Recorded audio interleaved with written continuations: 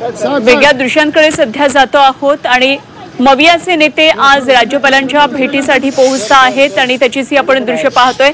राज्यपालांची भेट घेतात मवियाचे नेते, महत्त्वाचे नेते। यामध्ये अंबादास दानवे सुद्धा दिसतात।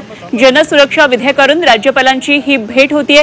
राज्यपालांना विनंती केली जाणार आहे विधेयकावर स्वाक्षरी न करण्याची आणि त्यासाठी ही भेट होतीये। त्यामुळे आता राज्यपाल कशा प्रकारे या भेटीची दखल घेतात हे बघावं लागेल। मनोज कुलकर्णी आमचे प्रतिनिधी या सर्व घडामोडीवर लक्ष ठेवून आहेत। आपण थेट जाऊया मनोजकडे।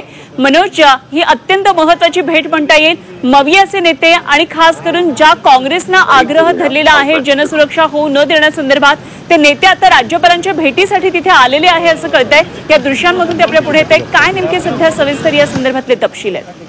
अगदी बरोबर। जनसुरक्षा विधेयकाच्या संदर्भात विधानसभेत तो प्रस्ताव पारित झालेला आहे आणि आता त्याचा कायदा तयार होणार आहे। त्याच्या अनुषंगाने महाविकास आघाडीच्या वतीने आज राज्यपालांची भेट घेण्यात येत आहे आणि जनसुरक्षा विधेयक कसं हे जनतेसाठी घातक आहे किंवा नेत्यांसाठी घातक आहे या सगळ्या गोष्टी ज्या आहेत त्या सांगितल्या जाणार आहे आणि त्याच अनुषंगाने राज्यपालांची ही भेट आहे आणि या भेटी संदर्भात बोलण्यासाठी या ठिकाणी राज्यपालांची भेट घेण्यात येत आहे।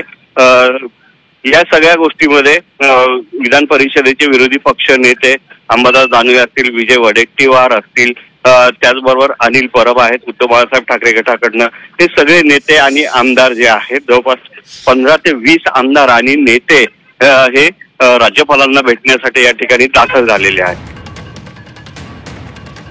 ठीक, मनोज धन्यवाद दिलेल्या या सगळ्या सविस्तर माहितीसाठी। निश्चितच माध्यमांशी बोलतीलच हे सर्व प्रतिनिधी, त्यामुळे लवकरच आपण पुन्हा एकदा या संदर्भात चर्चा करू। तुर्तास धन्यवाद दिलेल्या या सगळ्या सविस्तर माहितीसाठी। तर मवियाचं शिष्टमंडळ आता राज्यपालांच्या भेटीसाठी पोहोचलेलं आहे। जनसुरक्षा विधेयकाबाबत राज्यपालांची ते भेट घेतात।